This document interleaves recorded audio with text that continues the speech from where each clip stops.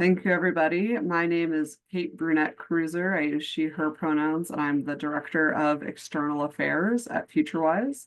I'm here with Michelle Thomas at the Washington Low-Income Housing Alliance, where she serves as the Director of Policy and Advocacy. And we're very happy to be here today sharing some exciting polling results on voter attitudes regarding housing issues generally and a couple of pieces of housing legislation currently under consideration in the legislature. So with that, could we get the first slide? So here's our agenda for the day. We're gonna go over the poll results. Michelle's gonna give some updates on HB 1217, which is the bill to legalize rent stabilization statewide. And then I will share results on HB 1491, which is a bill regarding transit-oriented development, and then we'll have some time for Q&A at the end. With that, let's dive into the poll results. So recent polling conducted finds, unsurprisingly, that the cost of housing is a top issue faced in Washington right now. 92% of respondents said the cost of housing is a problem, and 2/3, 62%, say it's a major problem. These numbers stay high across urban, suburban, and rural geographies, reflecting kind of the depth and breadth of the housing crisis in Washington. And you'll see that the third most top issue is also homelessness, and we know that homelessness and rising housing costs are closely correlated, so that just kind of further adds to the reflection by voters that the cost of housing is a major issue in Washington these days. Next slide. The good news is there are two bills under consideration right now in the state legislature that are still alive and have a lot of momentum, and they are both strongly supported by Washington voters.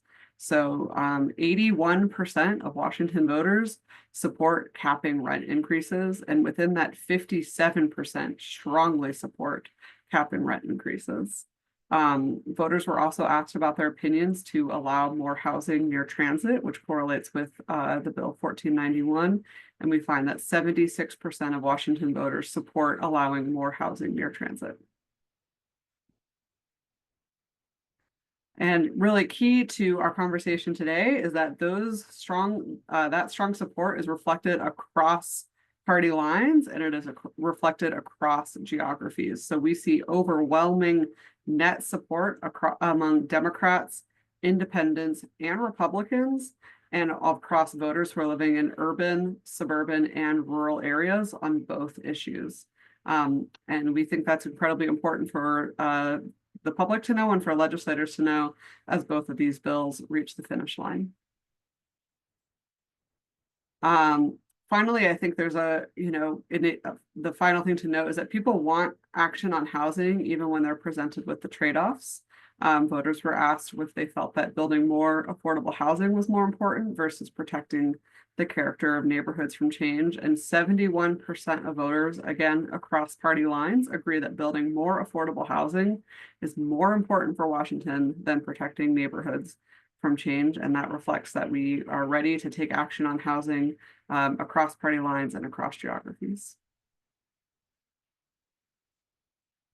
So with that, I'm going to pass it to Michelle Thomas, Director of Policy and Advocacy at the Washington Low-Income Housing Alliance, who's going to share some updates on HB 1217. Hi, yeah, thank you so much. These poll results are really stunning. And if we could actually go to the next slide, and then I'm going to ask us to come back to that one. Yeah. So the poll that FutureWise just did recently also reinforces one that EMC conducted in late January and early February that found that 71% of voters across party affiliation support rent stabilization. So I think as we get closer to the end of session, more and more voters are becoming aware of the choices that lawmakers face and are speaking up to support rent stabilization, as this new poll shows. The poll conducted by EMC back earlier in the winter found that 87% of Democrats support it. So that's in line with this new poll as well. But what they also found is that 61% of voters believe that the yearly allowable rent increase should be 6% or less for renters. And this is really important because voters across the state know that rent increases are happening too often, are too high, and are unnecessary, and that they're destabilizing our communities. Most people in our state are either personally impacted by a rent increase or have a friend or loved one who is personally impacted. So if we can go back to, oh, actually for this slide, let's stay here for a minute, sorry. As you can see on this slide, you can see that many people in Washington state have been impacted by really large rent increases. So this is data from the United States Census Bureau, the pulse survey conducted last year in October. And what you see is that a lot of people in Washington are receiving really large rent increases. 15% of voters statewide received a rent increase of over $250 a month or over in the last year. But it also found that Black households received higher rent increases than other racial groups. A quarter of Black renters received rent increases of $250 or more per month in the last year. And then 57% of renter households with children under the age of 18 received a rent increase of over $100, and almost a quarter of those households received a rent increase of over $250. So rent increases are significant, they're severe, and they're coming too often. It's no coincidence that Washington is experiencing an eviction crisis, and it's because people can't afford their rents. 2024 had the highest level of recorded evictions ever in state history, and January 2025 was the highest ever recorded in 1 month. And unfortunately, February's numbers show that the trend is continuing. Renters and homeowners, manufactured homeowners, need rent stabilization now. And the bill has been severely amended since the legislative session started, but it's still very protective. So if we can go back to the slide over what it does, thanks. So just quickly, what it does at this point, it's engrossed House Bill 1217. It was significantly amended on the House floor and also in the Senate Housing Committee, but it's still extremely protective of renters. It protects homeowners, manufactured homeowners who own their home but rent the land underneath, and it protects residential tenants. It allows an annual rent increase of 7% every 12 months for residential renters and 5% for manufactured homeowners. It requires 90 days notice of rent increases for residential renters. It caps late fees and move-in fees for manufactured homeowners. And the bill is enforced both through a private right of action, but also by the state attorney general's office. The bill includes significant exemptions. It exempts new builds for the first 12 years. It exempts many owner-occupied landlord situations. So when landlords live in their unit but rent out maybe a duplex or an ADU, all the way up to a fourplex, those living situations are exempted. And it exempts affordable housing that's publicly subsidized, that is has running regulations by their fund sources. The Senate Housing Amendment also added a 20-year sunset for the protections for residential renters. And it did that to respond to questions or concerns that the rent stabilization could impact supply. There's no empirical evidence anywhere in the country that any place that has had rent stabilization or even rent control has impacted supply, but that was still a talking point for the opposition. So in response to that, there's a 20-year sunset now on the residential protections for renters. All that said, it's still an extremely important bill and very protective and responds to the urgent needs of renters and manufactured homeowners in our state.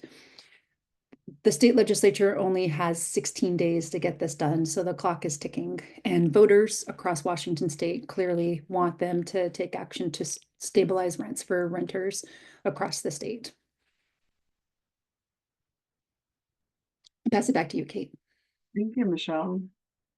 Um, It's great to hear all of that information about HB 1217. FutureWise has been working with the Housing Alliance on 1217. We are an organization that works on land use advocacy across the state, and in particular around housing supply and housing abundance. And we think it's really essential to be considering housing supply bills alongside rent stabilization bills. We see these as two really key pillars of a comprehensive approach to our housing crisis. So thank you, Michelle, for getting in the weeds with us on the rent stabilization legislation. I'm here to share the other side of that, the supply side piece. So FutureWise is the lead advocacy organization on the HB 1491. This legislation establishes new state standards around density and housing abundance near transit. This bill is really important because, especially in the Puget Sound region, but including across the state, our major cities and our suburbs are bringing online, hundreds of miles of new mass transit, from light rail to bus rapid transit to commuter rail. And we think it's essential that people have the opportunity to be living near transit, having opportunities to get to work, to their childcare, to where they need to be without having to rely on a car that's dependent on high gas prices, gives people options to get around by more climate-friendly measures. So we see this as kind of a multi-benefit opportunity to address our housing crisis. This bill basically requires cities planning under the Growth Management Act to allow new residential and mixed-use development at certain densities. A big key change in this legislation from previous years that we think meets the concerns of kind of everybody in the coalition is that it establishes a 20-year multifamily property tax exemption for certain properties. The reason that property tax exemption is in there is because this bill also sets standards for affordability. So the way the legislation is currently written, we have the standards are such that at least 10% of the units need to be affordable at 60% area median income, or 20% of the units need to be affordable at 80% area median income. And there's also an opportunity, you can do 10% of units at 80% area median income if 10% of the units are 3-bedroom units. And we added that in to encourage more family-sized unit development around transit, because it's not just tech workers living in studios who are getting around by transit. We think everybody, including families, should have the opportunity to live near transit. The bill also provides a grant program to help with cities do the infrastructure planning and staffing that will accompany these new changes in zoning near transit. We'll take questions here in just a minute, but as Michelle said, the clock is ticking. Both of these bills are currently in the Senate Ways and Means Committee. They both have hearings this Friday.